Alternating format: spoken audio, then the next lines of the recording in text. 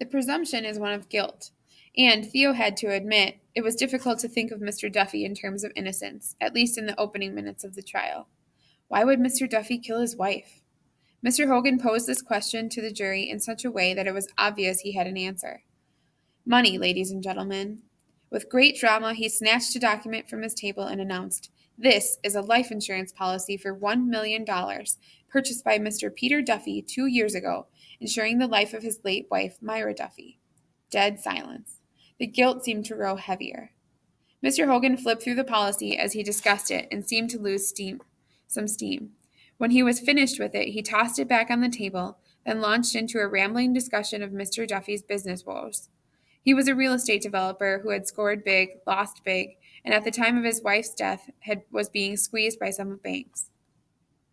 Mr. Hogan promised the jury that the state would prove that the defendant, Peter Duffy, was on the verge of going broke. Thus, he needed cash, as in life insurance money. There was more on the subject of motive. Mr. Hogan said that the jury would learn that the Duffy marriage had not been a happy one. There had been problems, and lots of them. They had separated on at least 2 occasions. Both had hired divorce lawyers, but though neither had ever filed for divorce. To wrap things up, Mr. Hogan stood as close as possible to the jurors and gave them a serious look. This was a cold-blooded murder, ladies and gentlemen. Perfectly planned and carefully executed. Not a hitch. No witnesses, no evidence left behind. Nothing but a lovely young woman brutally choked to death. Mr. Hogan suddenly closed his eyes, tapped the side of his head, and said, "Oh, I forgot something. I forgot to tell you that 2 years ago, when Mr. Duffy bought the life insurance policy, he also began playing golf alone. He'd seldom played alone before then, and will bring in witnesses to prove it. Isn't that a coincidence? He planned this for 2 years, quietly fitting his golf game around his wife's schedule, just waiting for a cold and windy day so the course would be empty, waiting for the perfect moment to sprint home, park his cart next to the patio, hustle through the back door, 'Hi, honey, I'm home,' then grab her when she wasn't looking. 1 minute later, she's dead. He'd planned this for so long he knew just what to do.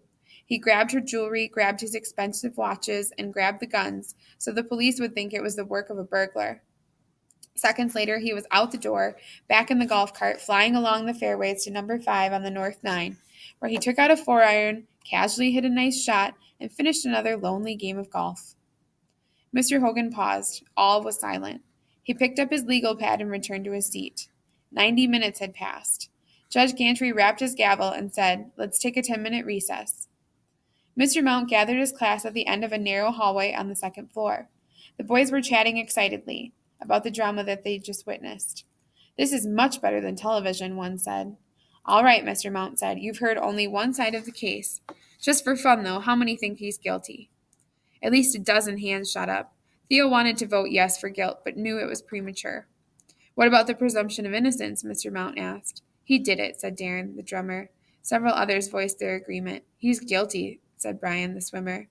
"There's no way he's getting off. He planned it perfectly. He did it." Okay, said Mr. Mount. "We're going to have the same conversation during the lunch break after you've heard the other side." The other side began with a bang. Clifford Nance waited until the courtroom was quiet before he walked to the jury box. He was about 60, with gray hair over his ears, a thick chest and arms, and a swagger that seemed to say that he'd never back down from a fight, in court or out. "Not a shred of evidence," he boomed in a deep, husky voice that echoed off the walls. "Not a shred of evidence," he boomed again, as if someone could have missed it the first time. Theo caught himself flinching. Nothing. No witnesses. No crime scene proof. Nothing but this clean, neat, tidy little story Mr. Hogan has just shared with you. Not one word of which is evidence. Just his fanciful version of what maybe could have happened. Maybe Pete Duffy wanted to kill his wife. Maybe he carefully planned it all. Maybe he raced around an empty golf course. Maybe he arrived at his home just in time to pull off one of the cleanest killings in history. Then maybe he stole some things, left the front door open, raced away back to the 5th tee, and resumed his game. Maybe that's what happened. Mr. Nance was pacing now, slowly, before the jury, a perfect rhythm to his words. "Mr. Hogan is asking you, ladies and gentlemen, to play the maybe game. Maybe this happened, maybe that happened. And he wants you to play along because he has no proof. He has nothing. Nothing but a man playing golf alone, minding his own business while his wife gets murdered in their lovely home less than a mile away. He stopped pacing and walked closer to the jurors. He picked out an elderly gentleman on the front row and seemed ready to pat him on the knee. He lowered his voice and said, "I don't really blame Mr. Hogan for playing the maybe game. He really has no choice, and this is because he has no evidence. He has nothing but a vivid imagination." Mr. Nance shuffled to his right and made eye contact with a middle-aged housewife. Our Constitution, our laws, our rules of procedure, they're all built on the ideas of fairness. And guess what? There's absolutely no room for a bunch of maybes. Our laws are clear. Judge Gantry will explain them later, and when he does, please listen carefully. You will not hear him utter the word maybe a single time.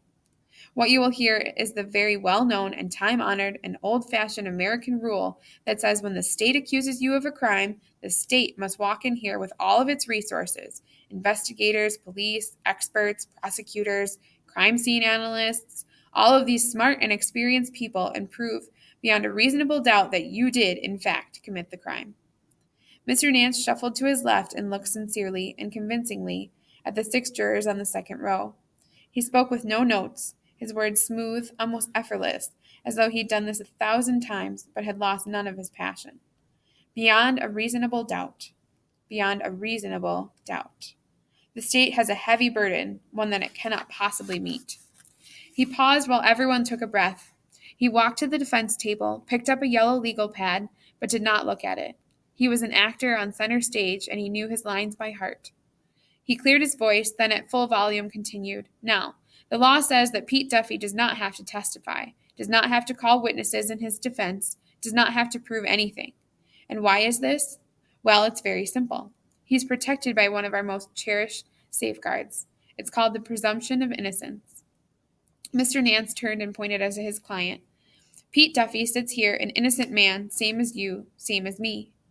He began pacing again slowly, his eyes never leaving the eyes of the jurors. However, Pete Duffy will testify.